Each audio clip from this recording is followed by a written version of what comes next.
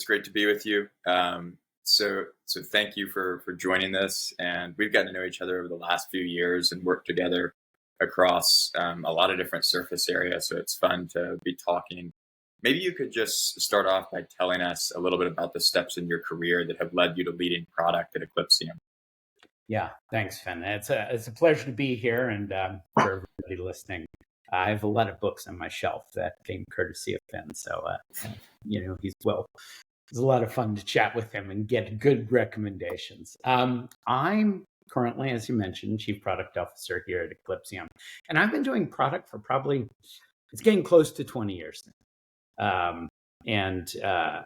What I started, as many people did, as a practitioner in cybersecurity. I worked for some financial institutions, got a chance to use a bunch of software. And at one point, I made a flip over to the vendor side, largely in vulnerability management. Then, always leading product teams in cybersecurity and dealing with some of the challenges of growing businesses. Had the good fortune of a couple of exits and public company launches, and also had a chance to work with some more startup companies, which is what Eclipseum really is, to really prove out a market, understand exactly what we're selling and why people want to buy it. And it's a lot of fun. Maybe just diving straight into Eclipseum, what is the insight behind Eclipseum?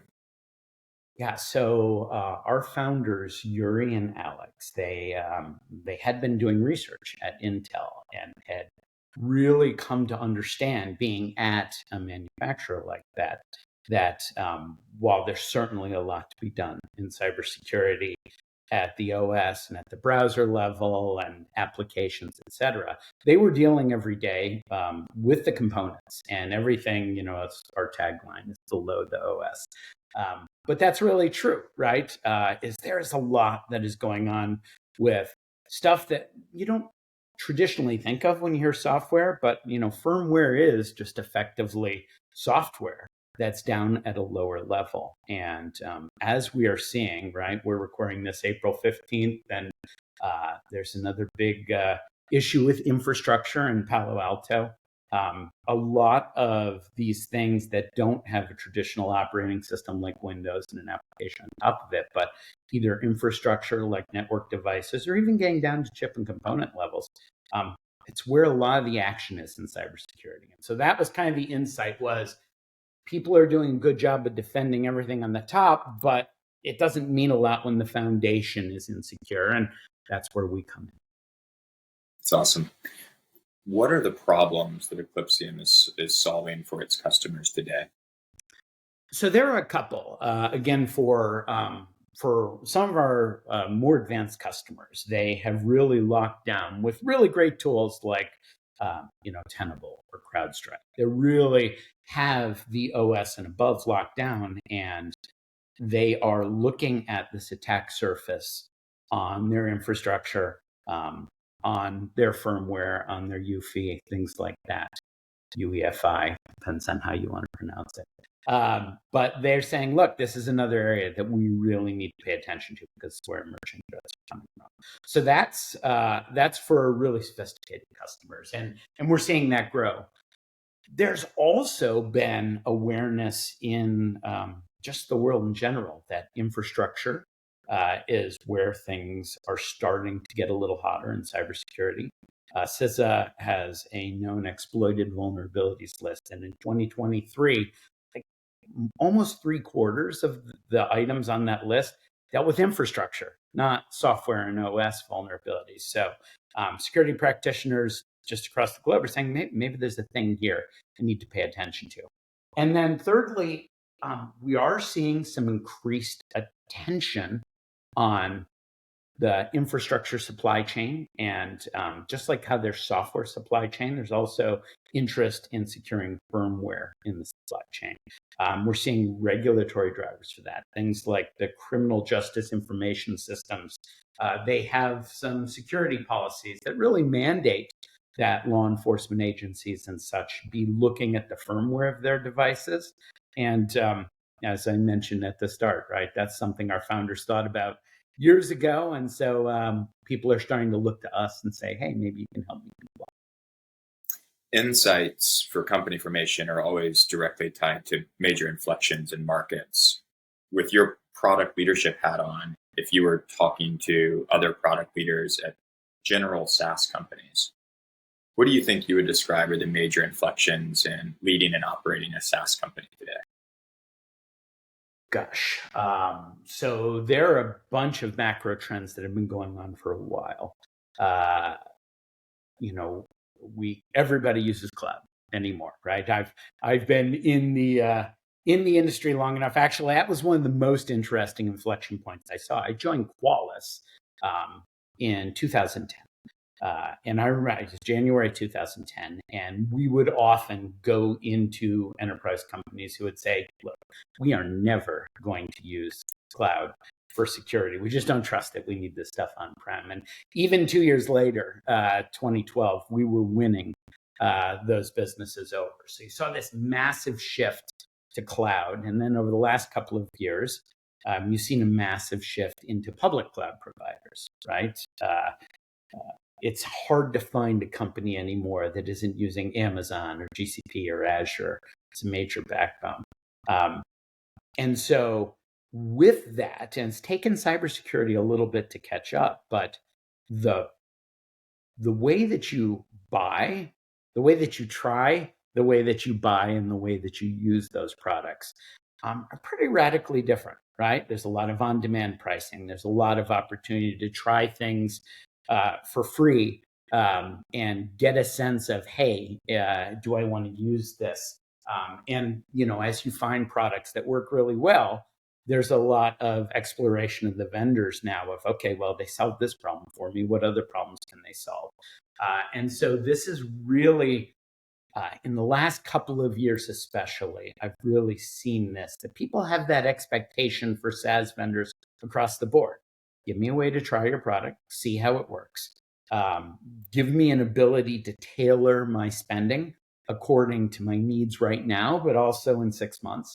And then give me an opportunity, if I like what you're doing, to do more with you and really deepen that partnership in a way that, maybe 15 years ago, it was really solid to say, look, we do one thing and we just do it well. I'm still a huge believer in that to start.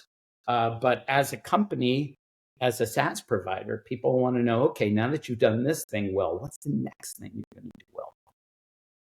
Totally agree with all of that. And maybe a good segue later when we get into pricing and packaging and how you're thinking about that at Eclipseum. But before we go there, I'm curious about the role that AI has in your life as an operator. Yeah, that's really interesting. So I'm going to go back. I'm going to go back about 5 years, right? I actually was head of product at a company called ExtraHop. And ExtraHop was really interesting to me. I had previously been at Tenable.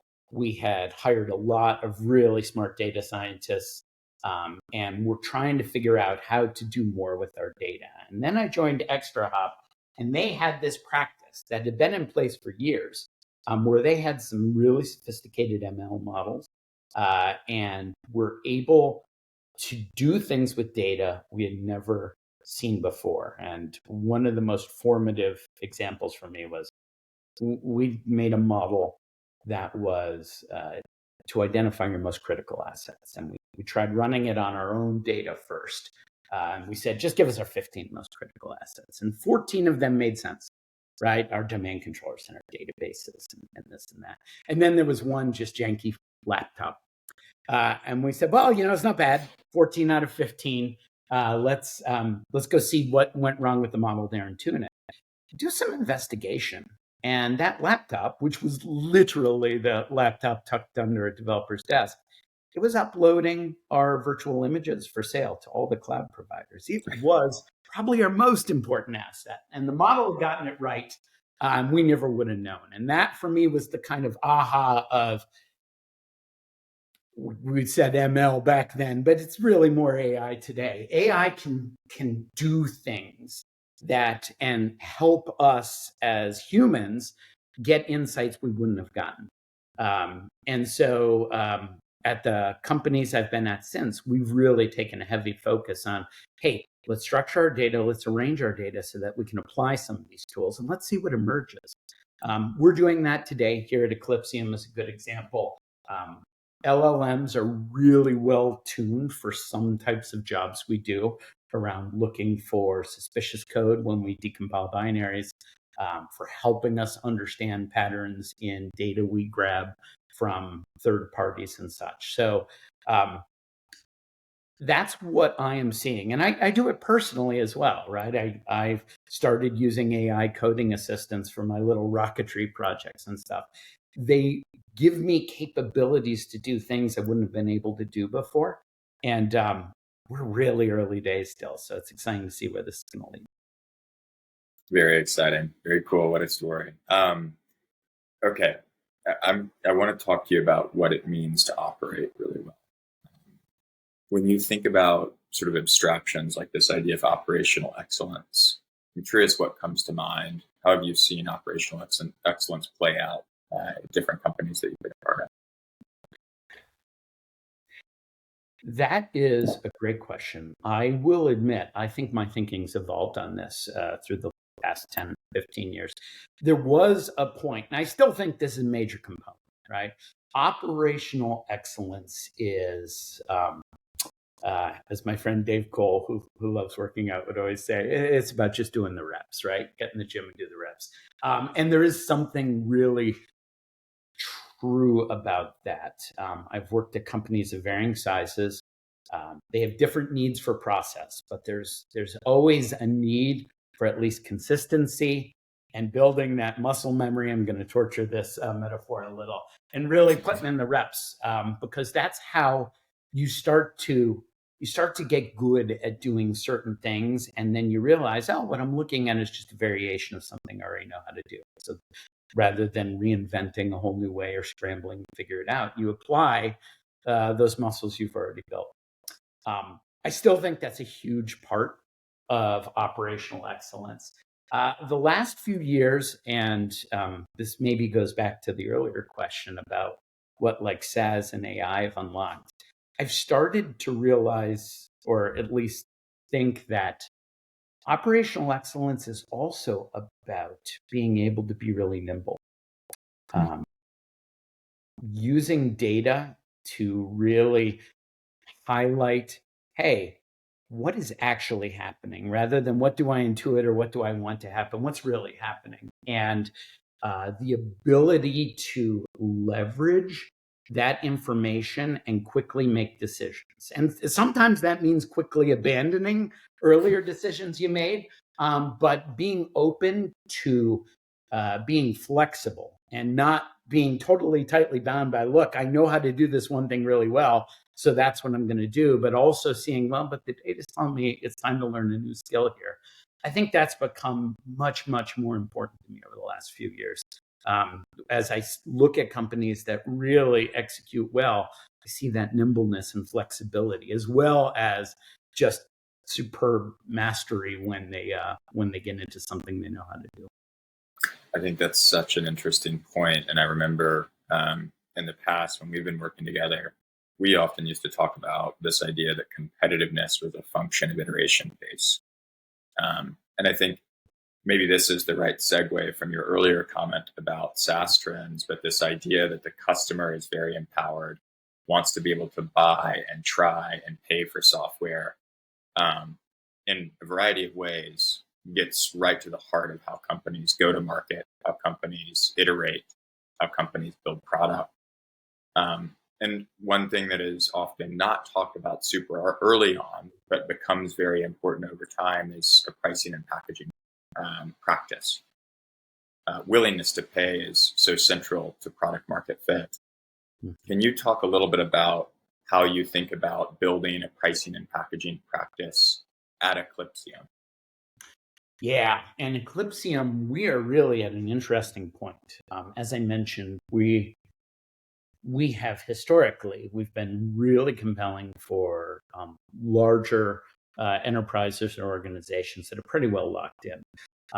And so as a result, the way that our pricing and packaging works, there's a lot of consideration for scale. right? And a lot of things that make sense because we're assuming that there are, there are going to be a lot of different types of endpoints or servers, or we need to handle vast amount of component data. But what we're seeing now, especially with some of the compliance drivers, the CJIS, the Center for or Criminal Justice Information Systems, that starts to impact like sheriff's departments that are not of massive scale. They have a handful of officers, a handful of devices on the fingerprint database or what have you. And so our expectations of, oh, hey, here's how you deploy and here's some time we spend, et cetera, they don't necessarily fit. And especially how we price and package. Eclipseum can do so many really cool things to help you understand your infrastructure. But for this particular group, they just need to be able to say, yeah, we've addressed this. We've covered our firmware needs. It's a very straight compliance play at much smaller scales. And everything about how we do business, how our sellers and our SEs engage, how we have SKUs, how we have pricing, what our expectations are for our customer success team. They all have to be different for that different type of buyer. And that's something that, well, as you know well, it's schematic. It's something that our current systems maybe weren't envisioned to give us those kind of knobs and levers to say, hey, we need something that's lower cost, faster, but is really targeted on a specific set of functionality. That will grow, but maybe in a very different way than we've traditionally done it.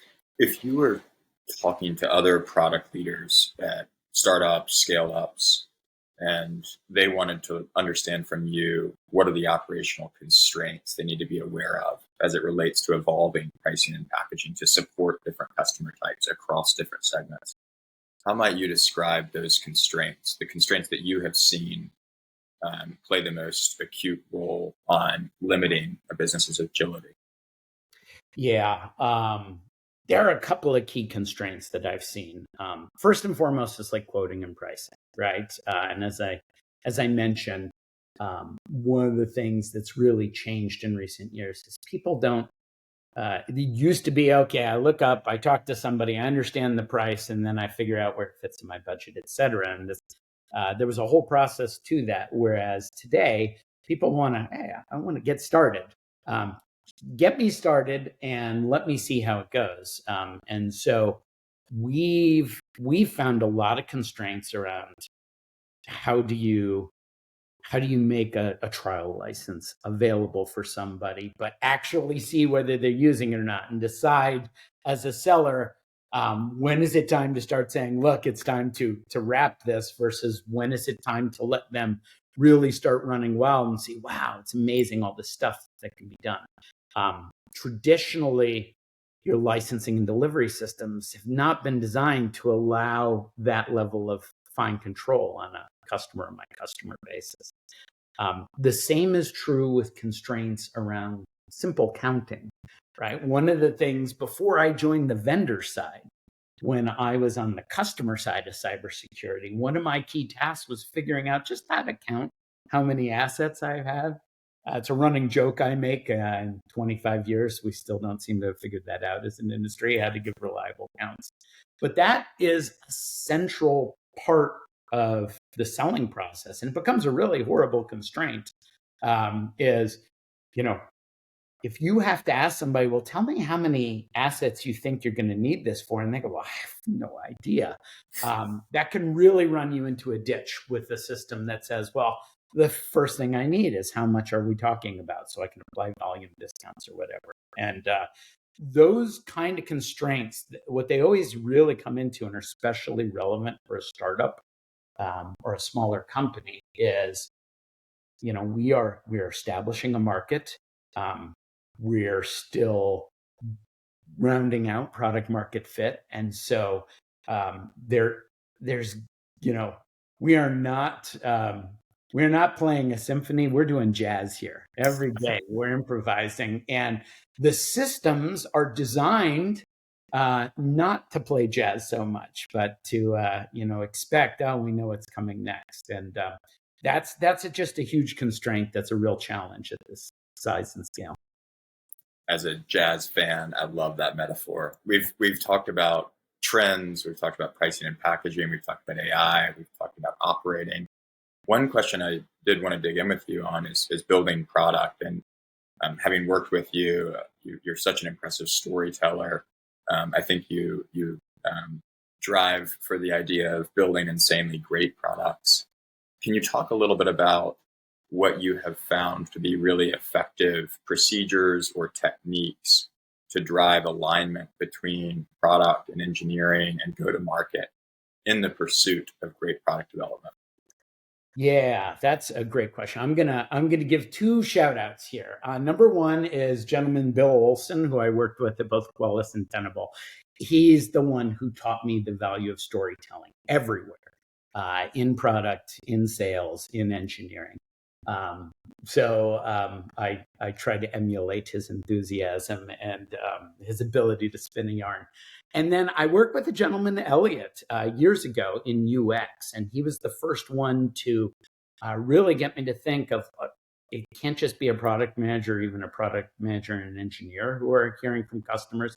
You actually need the UX team. The marketers should be listening in. And the best way to do this is to tell a story, right, that everyone wants to read. And so that is a technique I've used at a bunch of companies, right? I try to bring the customer stories front and center through a variety of mechanisms. We have things called customer sponsor programs where, when you're building features, you make sure to have customers embedded into the beginning of the development process. They should be reviewing wireframes and user stories. We have programs I usually call Voice of the Customer, which is getting customers just in front of and showing a day in the life, sometimes not even of your product, just of what their life is like, to the development teams, and we'll let the marketing teams in as well, to really understand, I didn't realize people used our product in this way, or I see why this request is always coming up, because this is the third time I've heard, I do this and then I export to CSV and I go massage it over here.